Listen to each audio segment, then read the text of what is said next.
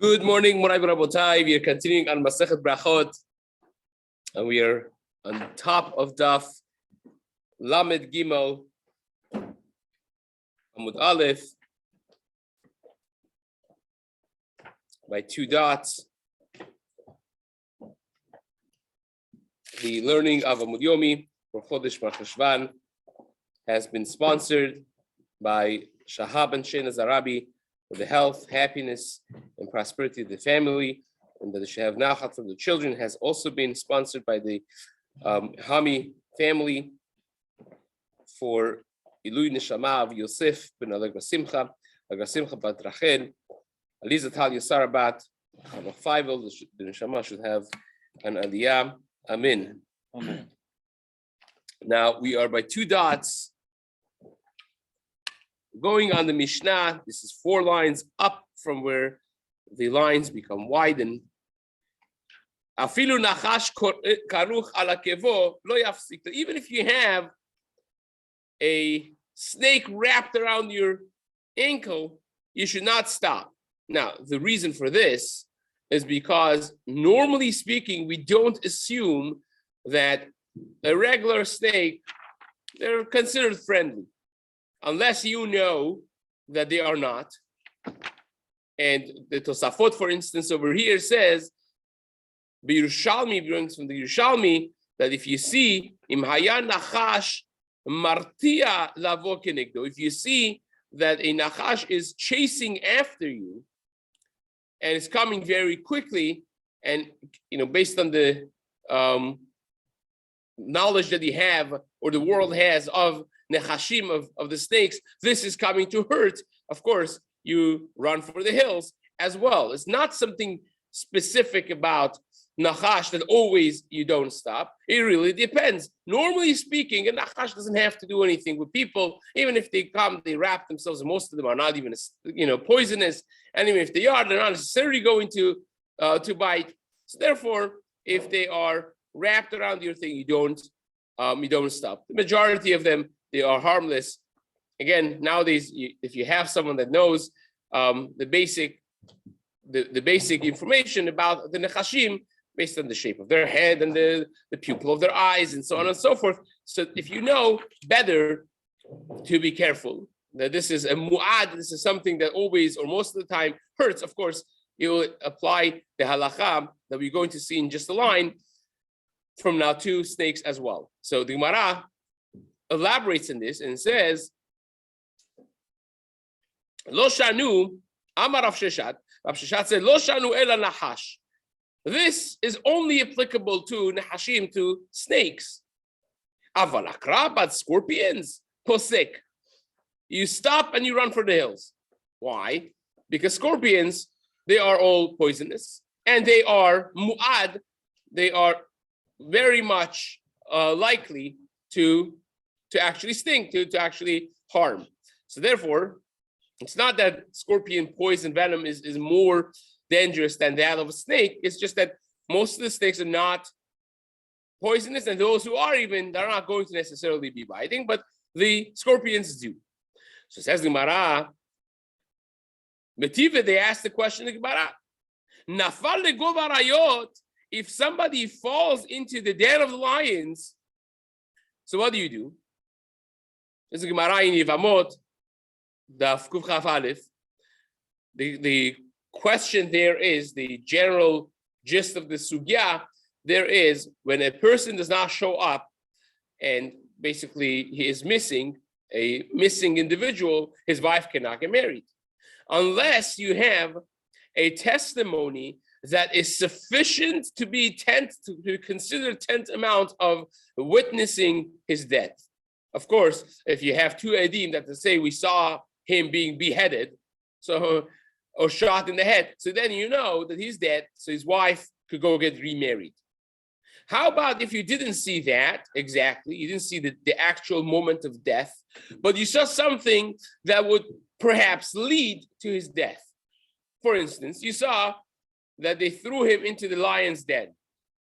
He fell into the enclosure of tigers and lions. Can you testify that we saw that he died? No. So the Gemara says, no, you cannot. Nafal legova arayot, if he fell into the den of lions, en meidin alav shemet, you cannot testify that he's dead already, because falling into the den of the lions is not equivalent, is not tantamount of dying. He may die, or he may not die. Just like when they were Malshin and Daniel and Navi, and the king had to throw him into the den of lions, right? The lions sat right in front of him, and he was teaching them Amud Yomi, right?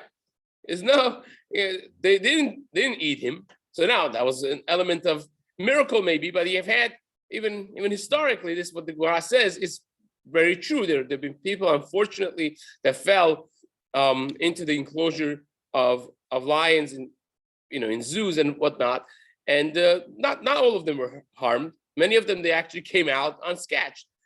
So it's not necessarily going to be deadly to fall there. But the Gemara says, but if he falls into a pit filled with snakes or scorpions, that's how it means, then you could just come to Bet Din and say, we saw the guy die. Even though that he didn't go look inside and see if he actually is dead. You just saw him fall into the scorpion or the snake pit. Then you could already testify that he's dead. So you see, the Gemara in Yevamot Kuf Chaf Aleph equates Nechashim and Akravim, scorpions and snakes. They're the same. And yet, in our Gemara, we say, no, snakes are not so dangerous. Scorpions are dangerous. So says the Gemara, Shani Hatam. Gavaldik. Very good. I wanted to just leave that as a question. I'm not going to get into it, but Maya is asking a fantastic question. Chazal tell us that when Reuben suggested Al tishpechu dam, do not kill Yosef, right? Ashlichu, send him, throw him into the pit, and the Chazal say vehabor rek embomayim. It was not a well of water. It was a well that was emptied from water. It was empty. Chazal say it was empty from water. Embomayim. Because why does it say habor rek embomayim? Just say habor rek. So Chazal learned, Gemara learns, en bomayim aval nechashim va'akravim yeshbo. He had nechashim va'akravim, and yet Yosef did not die. So that's a question. It would have been better to ask it after the next line, but nevertheless, if you're leaving that as a point of question, and I would actually want to hear your feedback of what you think the answer to that should be, especially that now we're going to get to those parashiot. So says the Gemara. Hatam, in other words, we have now a stira, an apparent stira between this Gemara in Berachot Lamed Gimel and the Gemara in Yevamot Kuf Chaf Aleph. Over there it says snakes and scorpions are equal, they're equally dangerous. And if somebody falls there, you're done, basically. And this Gemara says, no, snakes, even if they're wrapped around your foot, it's good. Scorpions, that's dangerous. So Gemara says, Shali Hatam Dagavasisa Maski. Gemara says, no. Snakes by themselves, if a snake is taking an afternoon stroll and it comes around wraps around your ankle, it's not necessarily dangerous. But if you jump on it and hurt it, then you are basically causing them to be upset and agitated and feel threatened. And therefore, when they attack you, that's because you have instigated the attack. So says the Gemara, Amar Bitzchak, Rashvarim is not just scorpions and snakes, but if you see oxen and you're davening and you see an oxen around you, posek, you right away stop your tefillah and you go to the hiding. The Tani Raboshaya, because we learned in a Braita, you have to at least have a distance of 50 amot, that's 75 feet, at least from a short tam. What's a short tam? An oxen that is a tame animal, has not have any track record of goring, of being wild. And then you have Shor Mu'ad that has been goring for 3 times and basically has developed a chazaka that this is a dangerous oxen, right? So even a regular oxen, regular shor, which is short time, you have to keep your distance, right? And shor mu'ad, umishor mu'ad kim lo enav. If you have someone with a history of goring and attacking, then kim lo enav. As far as you could see, you can't get close to them.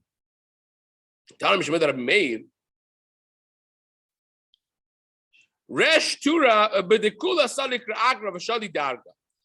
They learned the name of Rabbi Meir, that if you see the head of a shore, an ox, inside the basket of their straw they're eating, you run up the stairs, basically.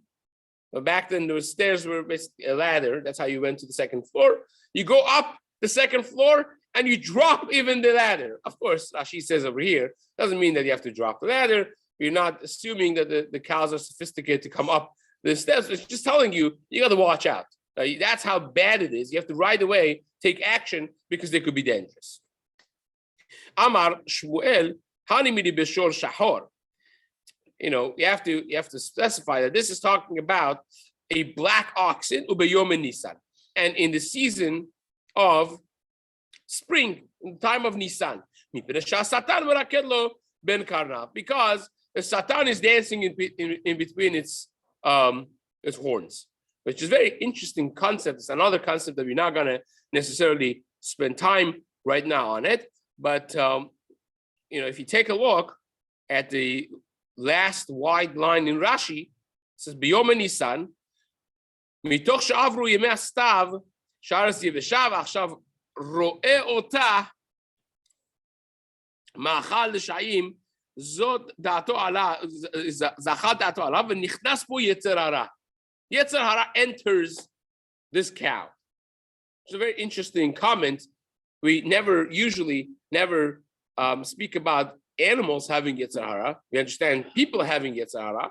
So how to understand this?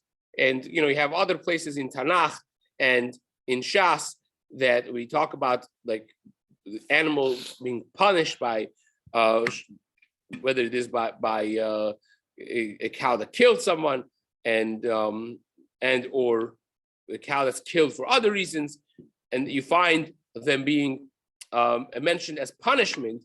That really goes together with this Rashi over here and the Gemara over here of how you have a Yetzer hara or Satan Meraked Ben Karnav regarding animals. Great. Says the Gemara, Tan Rabbanan, Maaseh b'makom echad shaya arod or arvad, depending on what girsa you have in the Rishonim, the way you read it.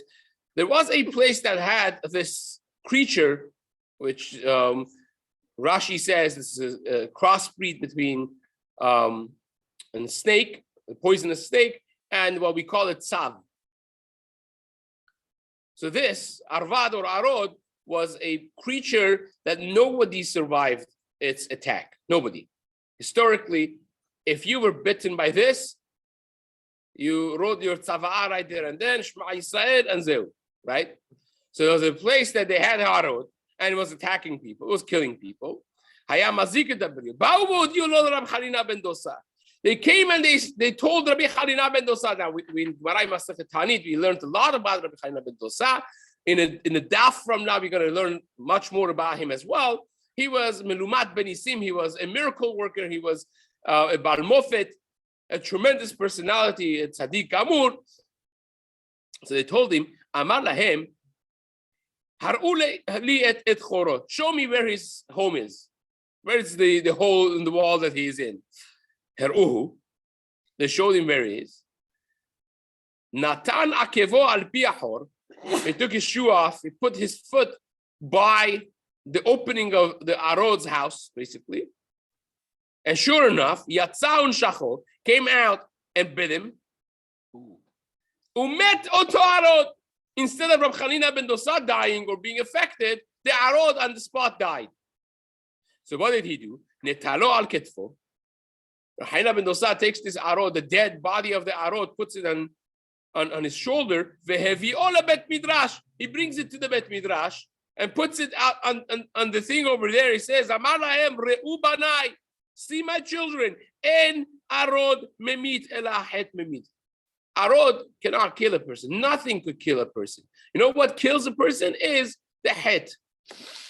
Very much reminiscent of the Gemara that says, En yisurim, en mita belo, avon belo yisurim belo het. You don't have death without an avon, and you don't have yisurim without sinning. So again, if you have someone in the caliber of Rabbi Hanina ben Dosa, who not only is a pure tzaddik, a tzaddik amur, but he also has a shield of being a miracle worker. So together, coupled together, he could actually test, because normally speaking, this was a miracle, right? It's a miracle. And somchin alanis, you can't rely on a miracle. It's asur to rely on miracles. But for Rabbi Hanina ben Dosa, that his whole life was filled with miracles, right?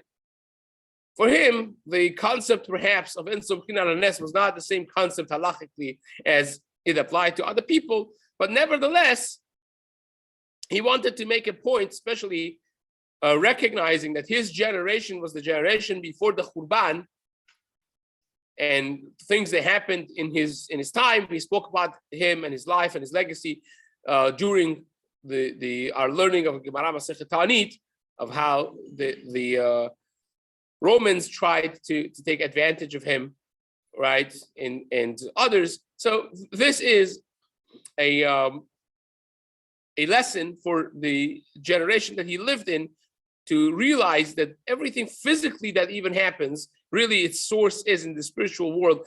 Ein arod memit ela het memit. Be'otasha amru. In that time, they coined the phrase in the Bet Midrash. They said, "Oy lo le'adam shpaga bo arod." Woe is to the person that encounters an arod. But you know what else is a woe? Woe is to the arod. Ve'oy lo le'arod shpaga bo Rabbi Hanina ben Dosa. Woe is to the arod that encounters Rabbi Hanina ben Dosa. Even Yitzchak didn't have the confidence that he was without sin.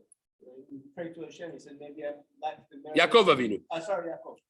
When he met Esav, so he's more confident and self-assured. More so, you should add, of course, Yaakov Avinu, Yitzchak Avinu were not in the list. The Gemara gives us a list of 4 people who never sinned, and Rabbi Hanina ben Dosa is not one of them. So isn't Yaakov Avinu or Yitzchak Avinu. We have, of course, we have Binyamin that never sinned. We have Amram that never sinned. We have Yishai that never sinned. And we have Kilav that never sinned. The Arba'a metu be'etio shel nachash. They only died because there was a gezerah on humankind that should die. So again, you have people who are completely clean, but then you have people who are not completely clean in that manner, but they have the confidence that they don't deserve this with that. Says the Mishnah. Maskirin gevurot geshamim tchiyat hametim. We mention gevurot geshamim, mashiv haruach morid hageshem, that we just started. B'tchiyat hametim, the bracha of mechayeh hametim. Now the Gemara is going to say why it is that we do it in tchiyat hametim. V'she'ela bebirkat hashanim. That's hazkara. Pay attention to the verbiage of the Mishnah.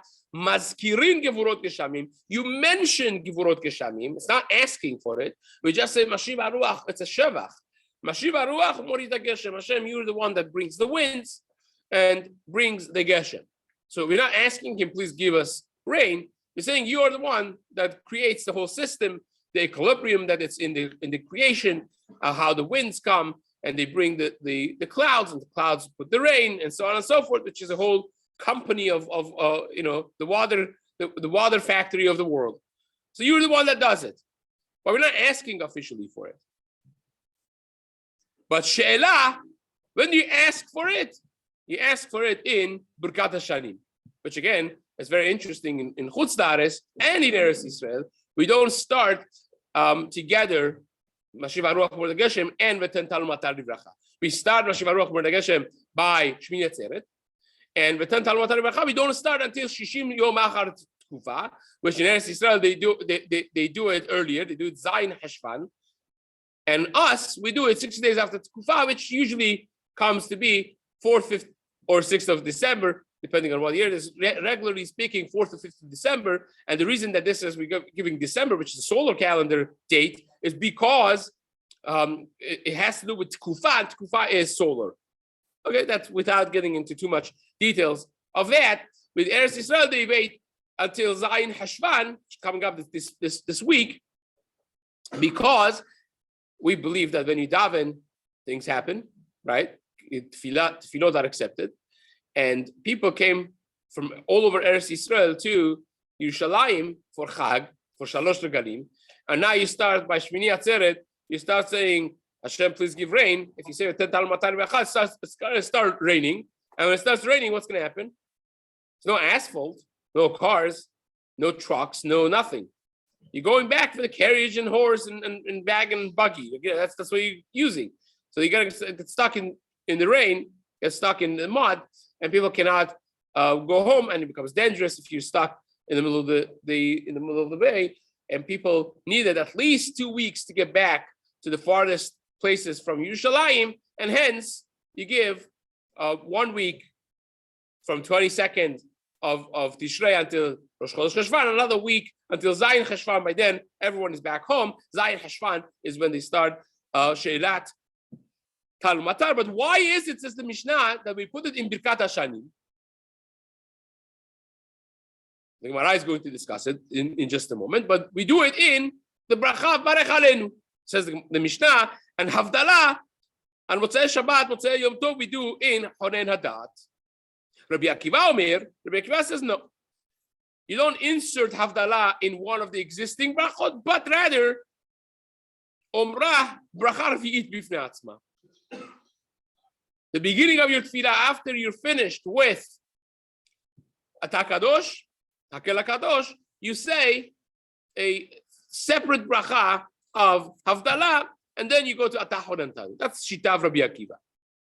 So says the Gemara, Rabbi Eliezer Omer, Behoda. You say it in the bracha of Modiv. So says the Gemara, Maskirin Gvurot Geshamim.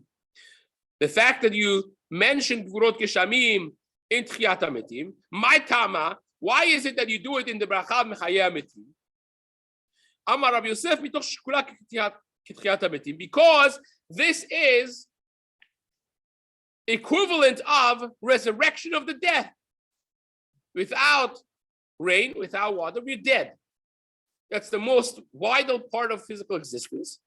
The majority of our bodies and every living thing is water. Water is literally the source of life, and it's not necessarily found in the regular nature if it doesn't rain. It's not like other vegetables and food and meat and other things that's in, you have access to it. You need it. You need it to come. You need rain to come, and it's out of your hands, so to speak, to some extent. And therefore, it's like reviving the dead. So that's why we put it in the bracha of Tchiyat HaMetim. Says the Gemara.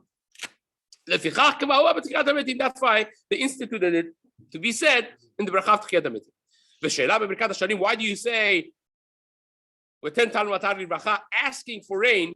You put it in the bracha Barech Aleinu. My Tama. Amar Rabbi Yosef itoch shu parnasa lefichach k'ma'u parnasa.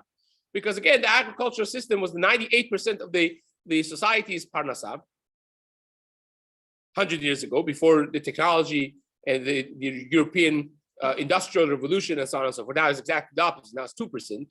But the world really runs, even nowadays, on, if you track it back enough time, if you let it have its course, really the whole parnasa depends on the rain, on the agricultural system. Now we have altered it a little bit, so it's a little bit different. It doesn't feel like it, but in a natural world, the parnasa really depends directly on rain, and therefore we put it in the bracha that we ask for parnasa, which is Barech Aleinu. Give us bracha for parnasa. Havdalah b'chonen hadat. Why do you put Havdalah on Motzei Shabbat, Motzei Yom Tov in the first bracha of Shemona Esrei, which is the bracha that we ask for da'at, for chokhmah? My Tama, Amar Rabbi Yosef mitoch shehi chokhmah k'ma huwa beberkat chokhmah. Because Havdalah also you need chokhmah. You need wisdom in order to be able to differentiate between things. Rashi says something fascinating over here. If you take a look, Rashi says, by Havdalah, that you need chokhmah. First Rashi in the Gemara. Mitoch shei chokhmah, hachacham yodea lehavdil ben kodesh lechol uben tameh letahor.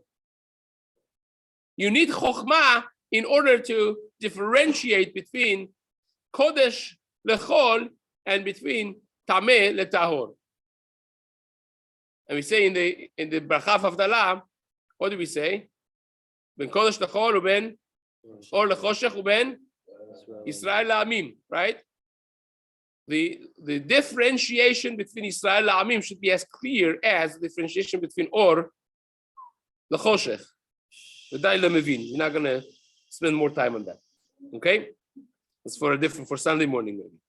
That's enough for a wise man. Says the Gemara,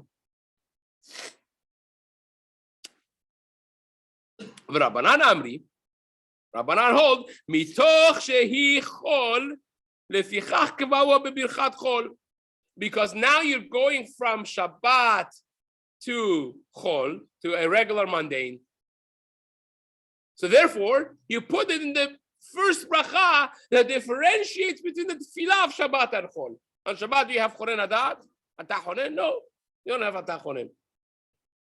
The tefillah of Shabbat is 7 brachot only. It's 1 bracha in the middle, and you skip all the 13 middle brachot. You only have the bracha of Shabbat in the middle. That's what you have.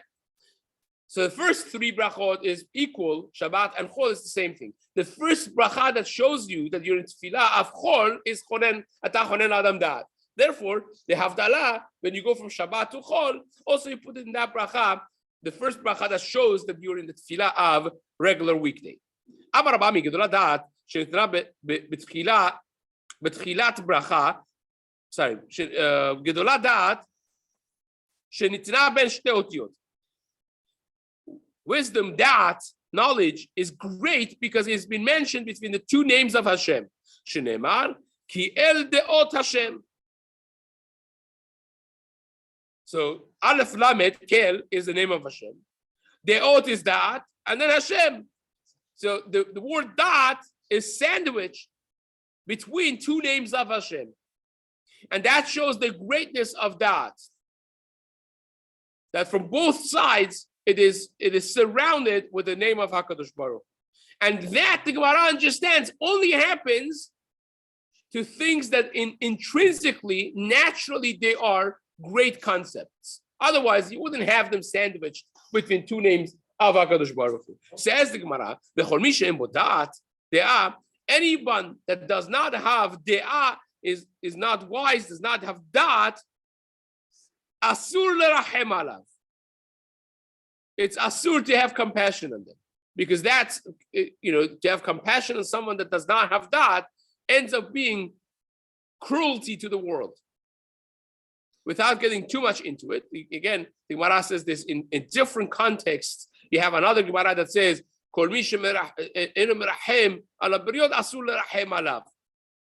another way of saying the same thing. A person that doesn't have that, if you have compassion on them, sometimes you're destroying the world, right? If a person that doesn't have is not wise, by strengthening them, you are destroying the world. So that's why asur lerachem alav. Shenemar ki lo am binot hu, because they're not a nation of bina, of dat. Al ken lo yirachamenu. Therefore, HaKadosh Baruch Hu will not have compassion on them. Right? Lo yirachamenu osim. Says the Gemara, Amar Belazar, Gadol Mikdash shenitam ben shtei otiyot. Mikdash also is the concept of Mikdash, the concept of a place of holiness, a sanctuary in the world that enables HaKadosh Baruch Hu's Shekhinah to reside within the Tachtonim, within the creatures, is such a great concept that also has been mentioned sandwiched between 2 names of Hashem. Shenemar, as it says, Pa'alta Hashem, Mikedash Hashem. Right? The full pasuk is, תביאמו ותטעמו בהר נחלתך, וכל לשבטך, פעלת השם, מקדש השם, כוננו ידיך. So it's Hashem, Mikdash Hashem.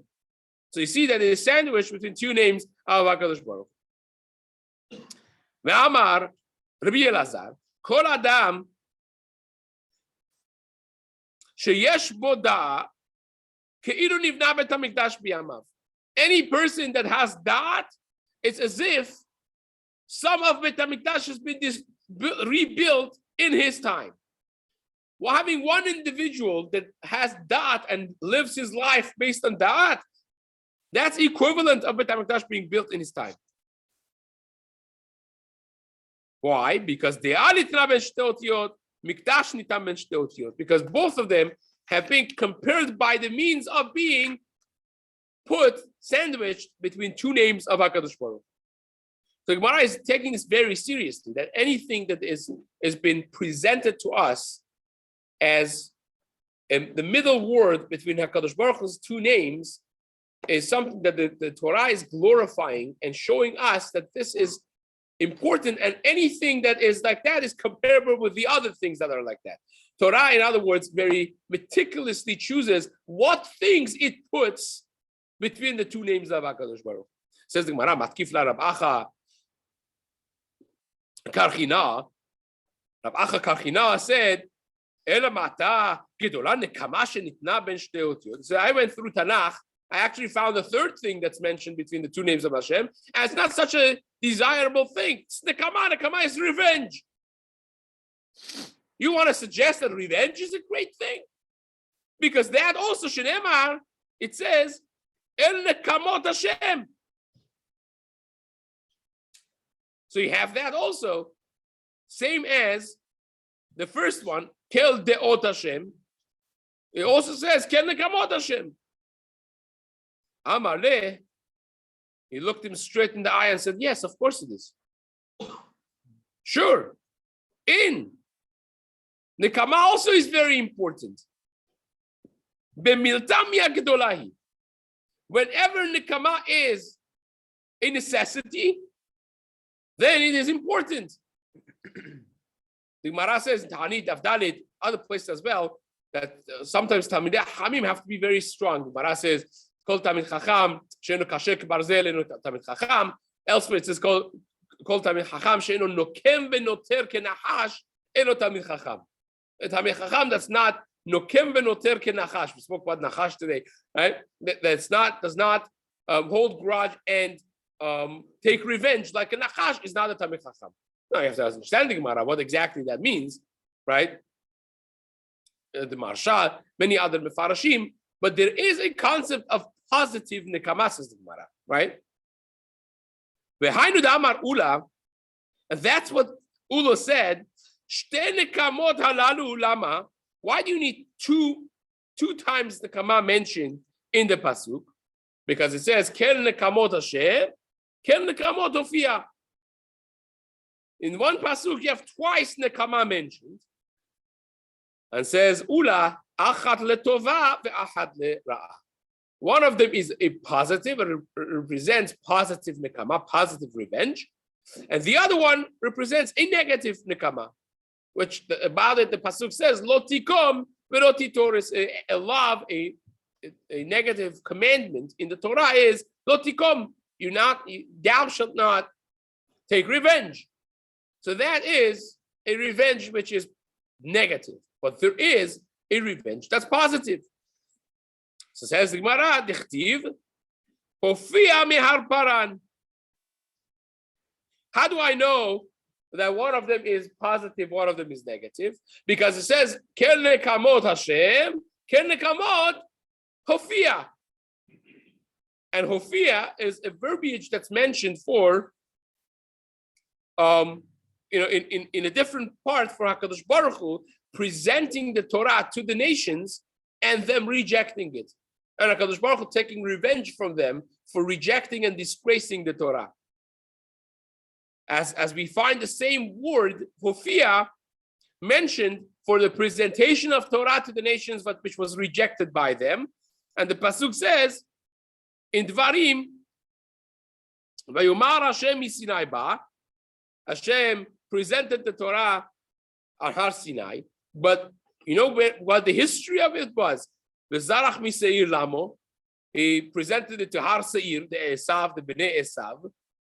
Hofia mehar paran. So this is the word Hofia mehar paran. Ve'ata mer b'mod kodesh. Mimino eshtat labot. In his right hand it was the fire of Torah, right? So he presented the Torah to the Goyim. They rejected it. And that same Hofia, he says, El nekamod Hofia. That eventually became a reason for being revenged, because if a person has the opportunity to do something and he doesn't do it, opportunity of doing something positive and he doesn't do it, oy vavoy, that's very bad, right?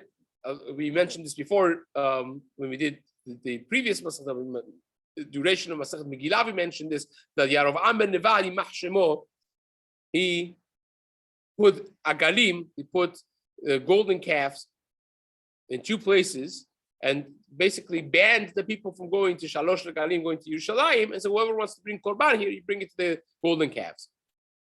And then for generations this was there until somebody came and said, "No, it's Avodah Zarah. This is not lo yafeh, lo yafeh." He forced people to do Avodah Zarah, not nice. So he took off the Avodah Zarah, took off the guards, and said, "Whoever wants to go to Yerushalayim, bechavod."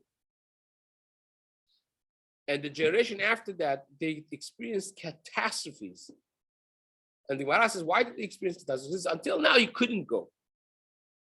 Now you could go, but people didn't go because they were too used to not going. Mm-hmm. But now you could go. You have the opportunity of taking advantage of something good, and you don't do it, oy vavoy, that's bad. So therefore, that turned into a categoria that came as a negative for the Goyim, that Hashem offered them the Torah and they didn't accept. Says the Gemara.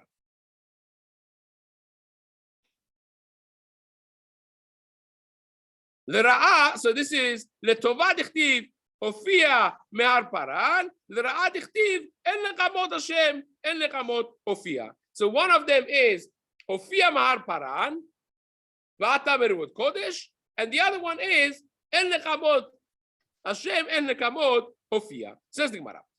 Rabbi Akiva Omer, Omrah bracha revi'it b'fnei atzma. Rabbi Akiva in the Mishnah said that Havdalah, you don't say it in Atah Honen, but rather he says separate bracha right after Hakel HaKadosh. Amar le Rab Shimon bar Abba Rabbi Yochanan. Rab Shimon bar Abba said to Rabbi Yochanan, Michti, let's see. Asher k'nesta gdolah tiknu lahem leYisrael berachot u'tefilot kedushot v'havdalot. We know that the people of the Great Assembly and Sheker Gdolah, they instituted our tefillot, our brachot, our kiddush, our havdalot. All of those were instituted by Anshe Knesset Gdolah. So nichzi hechan tikun. Why can't we just go historically back? This is havdalah, is something you do every week. How can we not know about it? Well, why is there a machloket where you do havdalah? Why can't we just historically go back and see what they did? Says the Gemara, Amaleh. He said because there's some complexity in the process of the takana that they had by Havdalah. And this is in the historic line of Havdalah, this is what happened. B'tchila kevaua b'tfila. First, they instituted that it should be said in the tefillah. Then ha'ashiru, then they became rich. And they said, just like Kiddush, right? There are many Rishonim and Geonim that they compare Havdalah and Kiddush together because it says Zochrehu b'dvarim ha'nemarim al yayin, right? It says V'karata l'Shabbat oneg, that it should have a kriya of Kiddush, right? V'karata, and that means that when Shabbat comes in, you sanctify it, showing that Shabbat is different than Chol. But that same concept applies to, one could argue that it applies to after Shabbat also. When you show that, okay, until now was Kadosh, from here on is Chol. So many hold that the concept of Havdalah is the Oraita, right? So just like you had institution of Kiddush on wine and in Tefillah, You say Mekadesh Shabbat, and then you come home and you say Kiddush and wine. This also should be said on wine. So therefore, when they were beginning, people were not rich. They said, okay, just say in Tefillah, Atahon Antanu, Shalom Yisraeli. Then they became rich. They said, okay, fine, now we're going to do it on Kos Shel Yayin. We're going to do it on a cup of wine, just like Kiddush. They set it up to be said on a cup of wine. But then, right, the wheel of life goes up and down. So they became Chazru Behenu. They became Aniyim again. Chazru Bekavua B'Tfilah. They went back and they said, no, we say Atachanantanu in the Tfilah.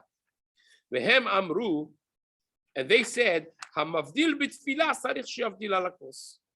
Someone that says Havdalah in Tfilah should say Havdalah Alakos as well, which again, this now becomes the history of, if you said one of them, how can you say a bracha again? If you were Yotze, Mimanavshach. If I said Havdalah in Tfilah, and that was sufficient, how in the world am I saying another bracha?